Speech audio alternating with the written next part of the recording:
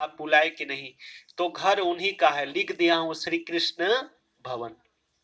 पराए हो तो बुलाया जाए, घर तो उन्हीं का है।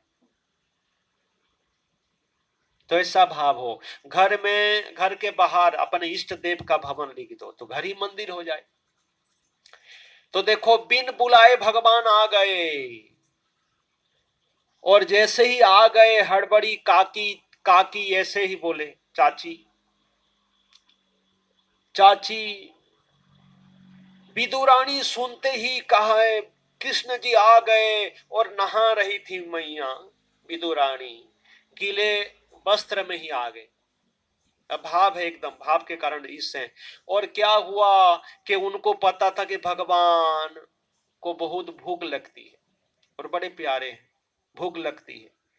तो अब हड़बड़ी में आहा कृष्ण को मैं खिलाऊंगी, कैसा अहोभाव है, सौभाग्य है, धन्य हूं मैं। और क्या करने लगी, वो छिलके को अब केले निकाल कर जो गिरी है ना, गिरी को अब गौ मैया को खिला रही, और छिलके को भगवान को। भगवान इतने बड़े प्यार से खा रहे हैं, बोले कभी कभार ऐसा व्यंजन मिल पाता है।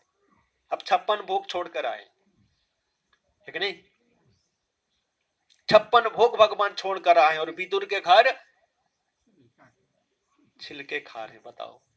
अब विदुरानी, कृष्ण जी कह रहे चाची बहुत बढ़िया है व्यंजन, और खिला, बोले हाँ हाँ हाँ खिलाती हूँ ना। तो फिर गिरी गिरी को, है ना, गौ मैया को और छिलके को भगवान को, भगवान खा रहे हैं। विदुर जी आ गए, उन्होंने देखा राम राम, या ये क्या कर रही हो, क्षमा करना भगवान, भगवान को छिलके खिला रही हो, जाओ ठीक से कपड़े बदल कर आओ। अब विदुर जी ने कहा भगवान अभी मैं आपको ठीक से खिलाता हूँ, छिलके को गौ मैया को खिलाए, और जैसे गिरी खाने को दिए केला, भगवान ने कहा एक ग्रास लिया, बोले बस हो गया हो गया, बोले तृप्त हो गए, बोले हाँ हाँ हो गया हो गया।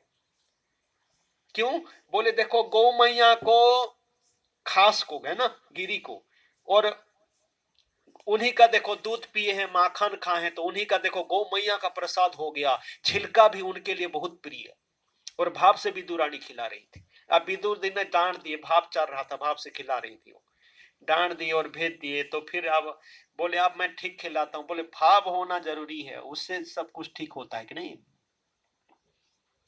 भाप के कारण ईश से ना